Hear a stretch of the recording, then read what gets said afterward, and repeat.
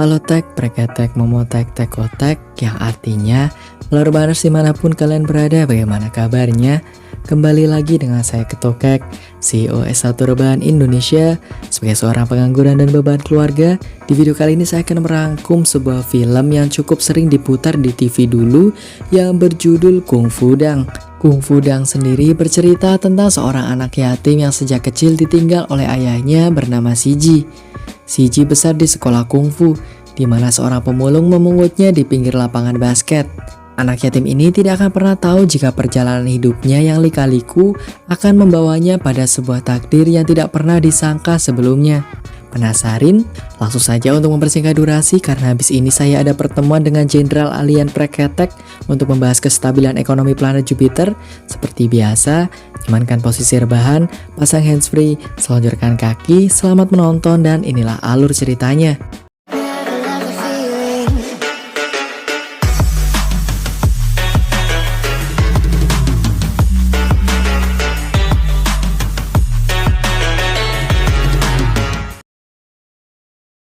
Kisah dimulai saat Siji kecil diletakkan di pinggir lapangan basket dengan secari kertas bertuliskan untuk orang baik hati. Ketika ditemukan oleh seorang pemulung, Siji langsung dibawa ke perguruan saudaranya. Di perguruan inilah Siji besar dengan ilmu kungfu yang dimilikinya. Sebagai tanda, ayahnya mengalungkan sebuah kalung untuk mengenalinya jika dewasa nanti. Si pemulung ini juga memberikan sebuah buku panduan kungfu tentang cara menggoyahkan alam semesta, yang dimana sang guru langsung menyatakan kalau Siji ini memang terlahir dengan ilmu bela diri.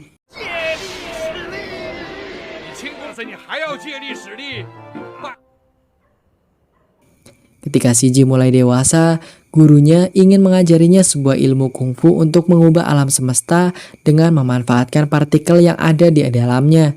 Namun dalam percobaannya, gurunya tidak mampu mengendalikan ilmu tersebut, sehingga dia akhirnya membeku oleh alam semesta dan berakhir meninggal dunia.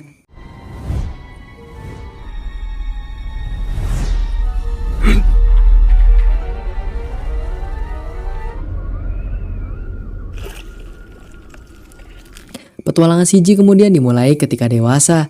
Karena sebelumnya dia dilahirkan di samping lapangan basket, jadi setiap dia menonton orang bermain basket, maka jantungnya akan berdebar kencang. Apalagi ada orang yang dikagumi duduk di sana. Kehidupan cinta Siji juga sangat menarik. Dengan wajah menawannya, ada 3 wanita yang rela mati untuk dirinya. Ketika pertama mengenal cinta, ada seorang gadis yang rela mati untuknya. Gadis ini mengancam jika Siji terus mengikutinya, maka dia akan bunuh diri. Bahkan gadis kedua rela menunggu Siji di kehidupan selanjutnya. Dia bersedia menjadi pacar Siji, tapi di kehidupan selanjutnya. Yang terakhir bahkan tidak kalah dramatis. Wanita ini rela mati bersama Siji jika saja dia tidak mau mengembalikan uangnya yang dia pinjam. Selain urusan cinta, keseharian Siji diisi dengan belajar bela diri. Pagi sebelum latihan, dia selalu digunakan kepala sekolahnya untuk mendemonstrasikan kekuatan bela diri. Siji dengan ikhlas ditinju kepala sekolahnya, tetapi setiap kali ditinju dia selalu mengenakan rompi besi.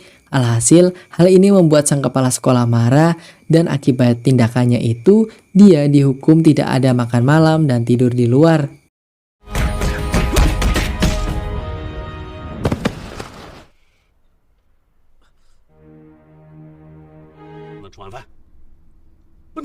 Malam harinya Siji kebingungan mau makan, gak ada duit, mau tidur apa lagi. Di sebuah taman, Siji iseng melempar bekas minum kaleng ke tempat sampah. Mungkin ada kali jaraknya sekitar 10 meteran. Aksinya itu kebetulan dilihat oleh seorang tukang tipu yang lagi kesusahan bernama Chen Li. Chen Li juga penasaran dan meniru apa yang dilakukan anak muda tadi. Namun, dari jarak sedekat ini saja, dia tidak bisa memasukkan kaleng minuman tersebut. Chen Li yang mengetahui kalau Siji ini tidak punya uang serta kelaparan, akhirnya dia pun menantang Siji. Jika dia bisa memasukkan koin ke mulutnya, maka dia akan mentraktir makan malam. Dengan gampang koin tersebut masuk dengan jarak yang cukup jauh.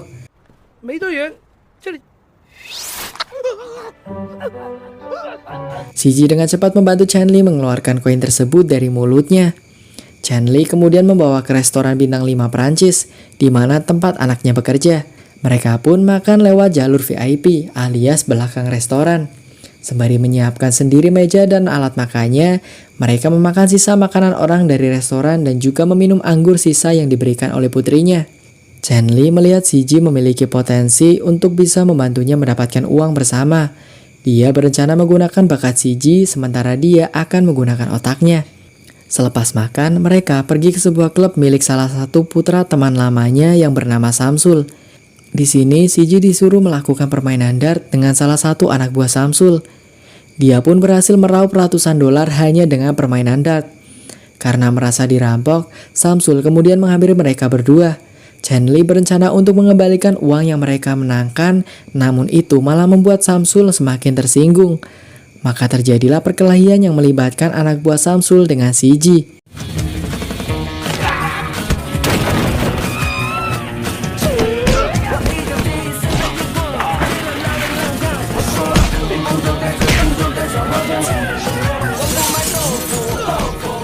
Si Ji dengan ilmu bela dirinya turun sendirian menghajar rombongan Samsul.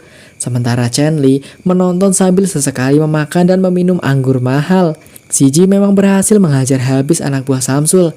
Tetapi akibat pertarungan ini menyebabkan patung naga besar terjatuh ke bawah dan anggur-anggur mahal tadi ikutan hancur. Si Samsul pun akhirnya merugi hampir ribuan dolar. Atas kerusakan ini, keesokan paginya sebelum sekolah dimulai, Slamet seorang kepala sekolah dari Fireball University memaksa perguruan ini untuk merger dengan bisnisnya. Sebagai kepala sekolah, dia sempat menolak tawaran ini. Tetapi ketika disodorkan emas bernilai jutaan dolar, dia pun tidak bisa menolak tawaran tersebut. Setelah kesepakatan merger selesai, orang yang pertama dicari sudah pasti adalah Si Ji, karena aksinya semalam.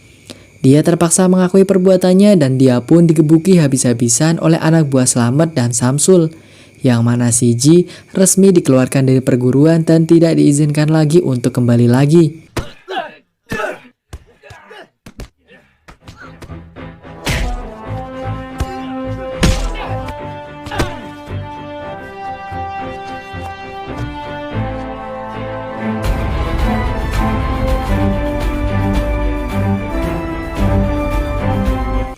Malam harinya, Si Ji kembali ke taman untuk bertemu dengan Chen Li yang selalu rebahan di sana. Chen Li menanyakan ada apa dengan wajah Si Ji. Si Ji kemudian meminta Chen Li untuk membawanya kembali ke klub untuk balas dendam. Alih-alih menuruti permintaannya, Chen Li lebih baik mengambil kesempatan ini untuk merubah Si Ji menjadi mesin uangnya. Karena bisa dianggap main bola, Si Ji akhirnya diproyeksikan untuk menjadi pemain basket terkenal. Chen Li kemudian mempresentasikan Si Ji di First University sebagai siswa pindahan untuk masuk ke tim basket utama. Selain mempromosikan untuk masuk tim basket kampus, Chen Li juga membuat drama kalau Si Ji bermain basket untuk mencari keberadaan orang tuanya. Bumbu yang sama dimasukkan supaya media tertarik meliputnya dan bisa mendapatkan uang dari wawancara dan juga artikel berita. Selain menguntungkan Si Ji, cara ini juga bisa mendorong popularitas kampus dengan drama seorang anak yatim yang bermain basket untuk mencari orang tuanya. Namun ada aturan untuk bergabung di tim basket utama. Ada tradisi yang harus dihadapi, yaitu tidak ada seorang pun yang diizinkan bergabung tanpa izin dari sang kapten Ting Wei. Sementara sang kapten ternyata sedang teler dan mabuk-mabukan di belakang panggung. Dia bernama Lily. Lily kemudian membangunkannya untuk membawanya menguji kemampuan Si Ji. Dalam duel 1 lawan 1 ini, Si Ji berhasil meloncat tinggi dan mendapatkan bola pertamanya. Tetapi dengan cepat direbut kembali oleh Ting Wei dan dimasukkannya ke dalam ring. Dalam kesempatan kedua, bola yang diberikan Si Ji langsung dimasukkan dari jarak jauh. Hal ini sebenarnya sedikit membuat Ting Wei terpukau. Tapi bukan begitu caranya untuk berduel 1 lawan 1. Namun Si Ji berhasil membuat sang kapten mengizinkannya untuk masuk ke tim utama. Si Ji juga akhirnya menemukan orang yang dikaguminya selama ini. Dia adalah adik dari Ting Wei, kapten dari tim basket. Selepas latihan pertamanya, Si Ji berinisiatif menghampiri sang kapten dan mencoba untuk meminta maaf karena dia merasa telah membuatnya kesal. Tetapi sang kapten berkata kalau dia tidak kesal dan sedikit memberikan saran tentang teknik dasar yang belum dimilikinya. Walaupun Ting Wei memuji loncatannya yang tinggi dan Si Ji bisa memasukkan bola dari jauh dan tidak pernah meleset. Di latihan berikutnya, sang kapten mulai datang tepat waktu dan memberikan energi positif ke dalam tim. Dia mengatakan kalau sekarang timnya memiliki senjata rahasia yang terletak pada skill menembak Si Ji.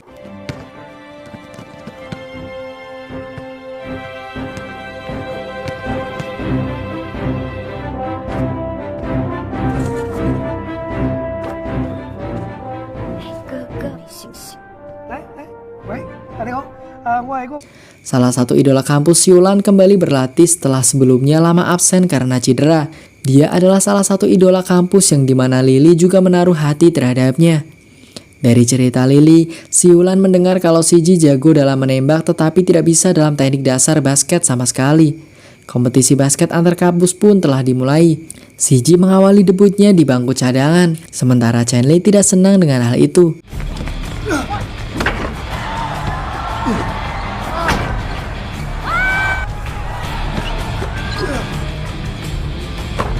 Ketika waktu tersisa 5 menit, Chenli mencoba melobi sang kapten dengan mengancam kalau tidak memainkan Siji, maka dia akan menelpon polisi. Tingwei pun segera menginstruksikan untuk mengganti dirinya dengan Siji. Siji masuk dengan kesopanan dan bersalaman dengan para pemain musuh. Ketika dia mendapatkan operan pertamanya, dia langsung mencoba untuk menembak dari jarak jauh, namun sayangnya bolanya malah melebar ke belakang dan menghantam kameramen. Setelah kejadian itu, Siji malu dan bersembunyi di balik musuhnya. Di kesempatan keduanya, Siji mendapatkan bola dari hasil muntahan temannya di jaring lawan. Tetapi, Siji malah berlari membawa bola tersebut ke arah belakang jaringnya. Pada momen itu, Tingwei sampai geleng-geleng kepala dengan raut masamnya. Tetapi kali ini, Siji berhasil membuktikan kapasitasnya. Dia membalikkan badan dan mencium bolanya dan menembakkannya tepat masuk ke dalam ring. Supporter pun bersorak dan Chenli berlari merayakan bersama Siji seperti seorang juara.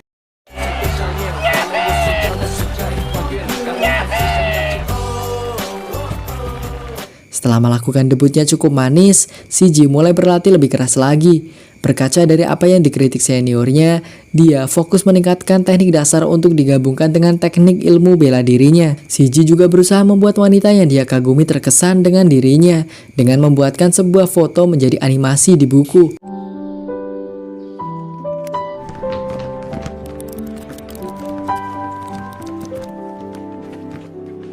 Siji mendesak sang kapten untuk mengajarinya bagaimana cara melakukan slam dunk. Namun Tingwei masih ingin mengajarinya sampai teknik dasarnya benar-benar matang. Saking penasarannya dengan slam dunk, Siji malam harinya memutuskan untuk berlatih sendiri di gedung. Yang dalam percobaan pertamanya, dia melompat tinggi dan menghantam lampu di atas. Di pertandingan berikutnya, Siji sekarang sudah mulai mendapatkan tempat di tim utama. Sebelum laga dimulai, dia diintimidasi oleh musuh yang menggambarkan kalau pertandingan ini akan sangatlah keras. Tetapi nyatanya hasil berbicara lain. First University lah yang menang telak dan membungkam omongan lawannya.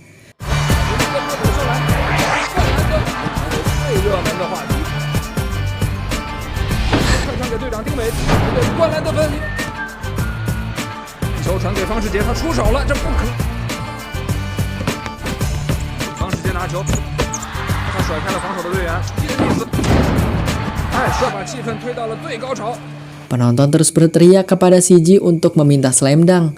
Dia pun berencana untuk melakukannya dalam pertandingan ini.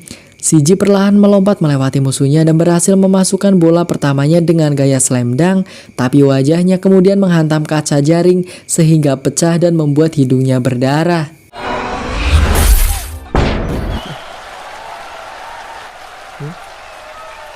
Selama turnamen, First University mencetak kemenangan demi kemenangan.